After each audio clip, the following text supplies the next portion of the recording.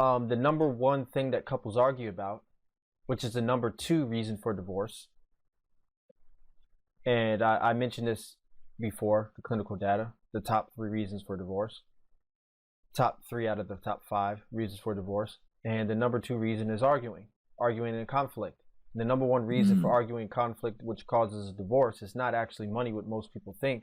It's actually goals and roles. And couples argue about different things that are predicated upon goals and roles.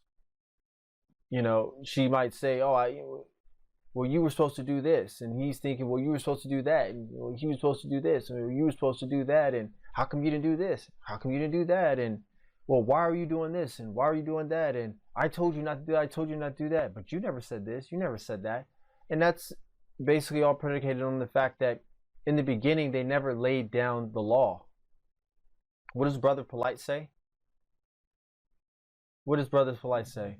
Family is business, love is law. Yeah, love is law. Yeah, family is business, love is law. Yeah. And it. I was about to say I'm too smart to be broke, Polite. but that's not what you wanted, though. Yeah.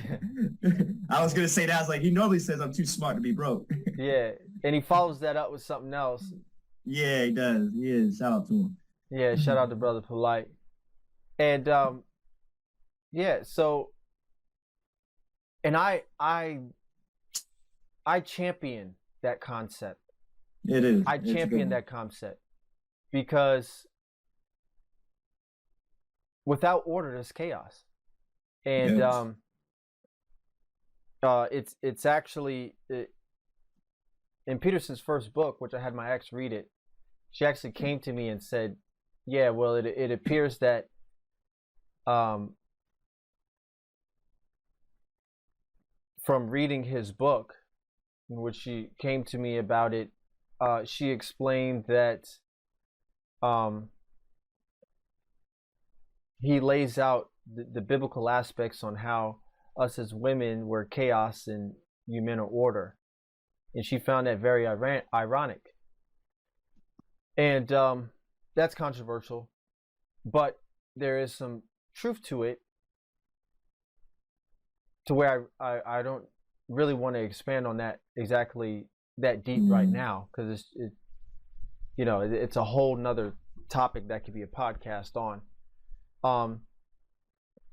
But obviously chaos is not always bad, because Jordan Peterson expounds in his second book, 12 More Rules for Life, which I have the book here, actually, which is Beyond Order, 12 More Rules for Life, which is basically saying that actually sometimes you could actually have too much order. And if you have, for example, an authoritative government who's having control over your life, that in a sense is too much order, in which it's actually not healthy. So free will, a lot of times, to do things that are unscripted will allow chaos, but sometimes a little bit of chaos with the right amount of order gives balance. Create something